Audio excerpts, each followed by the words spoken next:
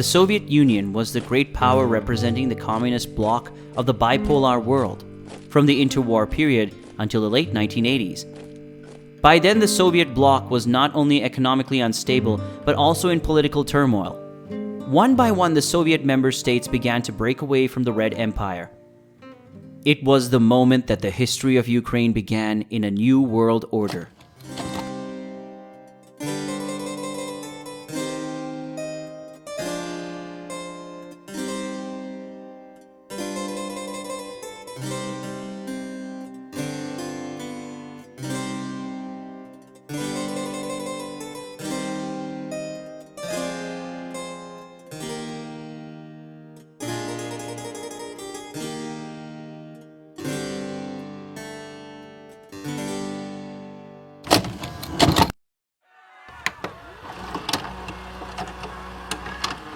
By 1991, political turmoil had begun within the borders of the state, when the Baltic states decided to break away from the Soviet Union. As a result, a referendum was held in March of that year, which clearly showed that the population was leaning towards a federal reorganization. Also in the same year, Boris Yeltsin became the first directly elected president in Russia's history, under the aegis of the Russian Soviet Federative Socialist Republic. In August of 1991, members of Gorbachev's government staged a coup to preserve the Soviet Union.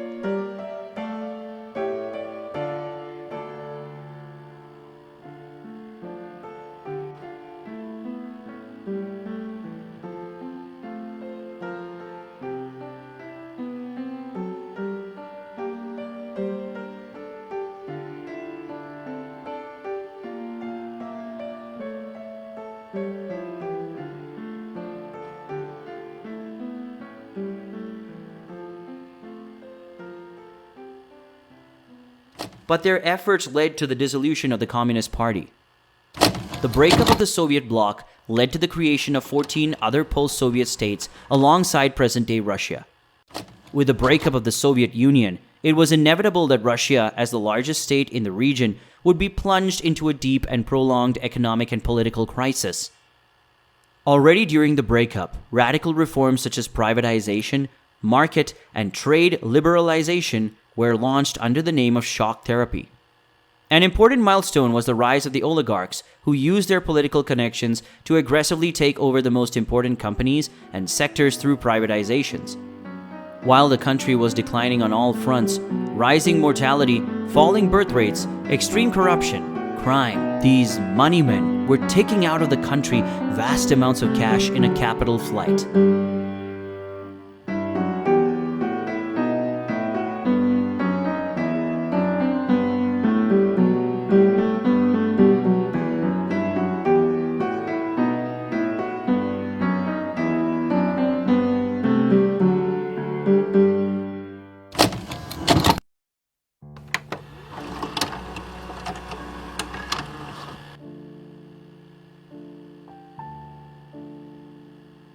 An emblematic and unforgettable event in the history of Ukraine was the human chain of 300,000 people between Kiev and Lviv to commemorate the unification of the Ukrainian People's Republic and the Western Ukrainian National Republic in 1919. From the streets to the highways, crowds of people were everywhere. The world witnessed an unprecedented unity. The year 1990 was a significant year in Ukraine's history in more ways than one, as on the 16th of July, the Verkhovna Rada, the parliament of the Ukrainian Soviet Socialist Republic, declared the country's independence from the Soviet Union. At the same time, a declaration was adopted that contained the will of the Ukrainian people, which held out the possibility of realizing human rights and the exercise of freedom within the framework of a democratic society. In this sense, basic principles were formulated which would safeguard the interests of the Ukrainian people, both in terms of the rule of law and in social terms. Unsurprisingly, the loyal Soviet Party militants could not stand idly by Gorbachev's consolidation efforts and attempt to coup to restore the Communist Party to power, but failed. The first vote and presidential election in Ukraine took place on 1st December in 1991, and Leonid Kravchuk emerged victorious, becoming the first democratically elected president of independent Ukraine. Subsequently, at the meeting in Brest and Alma-Ata, the leaders of Belarus, Russia, and Ukraine formally dissolved the Soviet Union and created the Commonwealth of Independent States.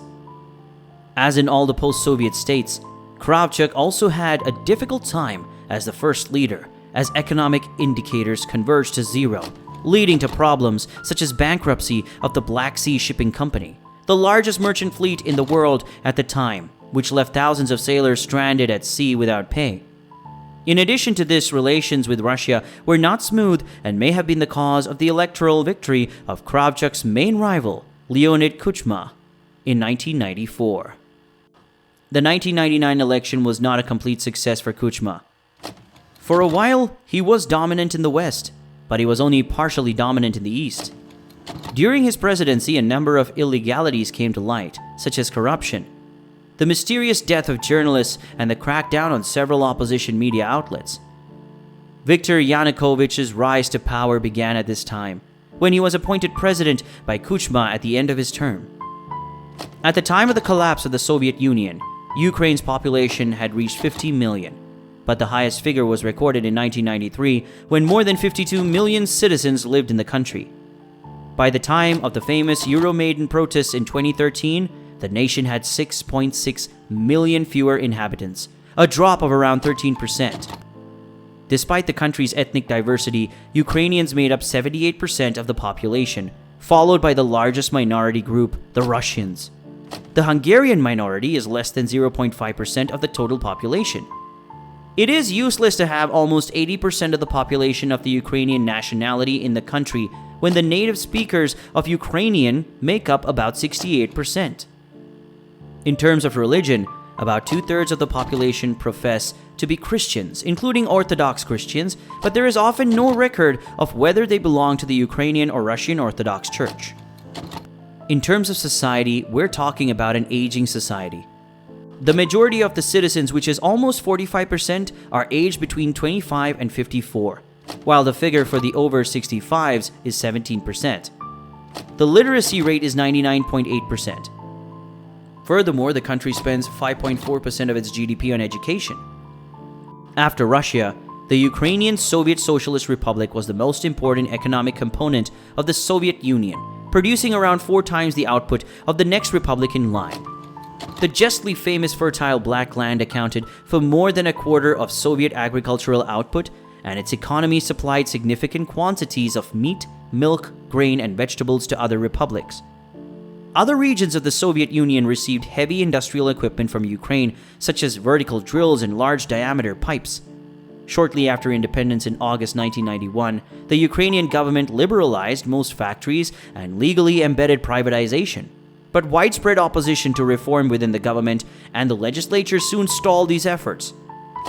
Production in 1999 was less than 40% of what it had been 8 years earlier.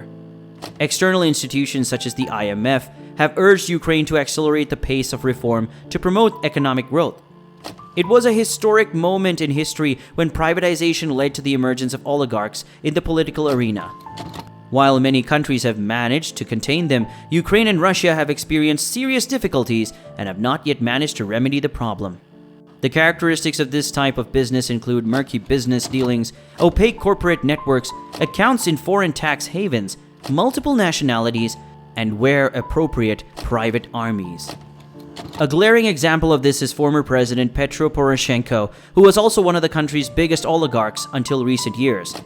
This raises the question of whether it is still possible to stop the process given that 30 years have passed since the regime changed.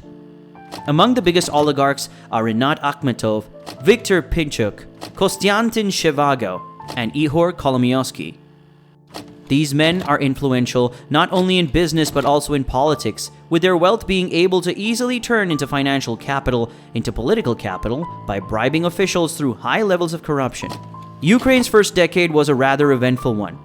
The initial joy of independence was quickly replaced by concern about the country's troubled economic situation, while the escalation of crime and corruption in the public sector remained at an equally high level. The country and its citizens found themselves in a completely unknown and new situation where they could decide their own fate for the first time without fear of any kind of state retribution.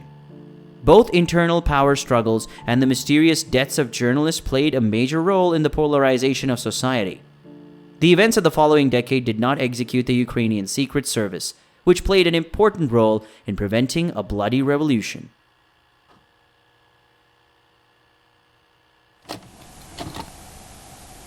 За це я й піднімаю з вами келих в цю урочисту хвилину на порозі Нового року.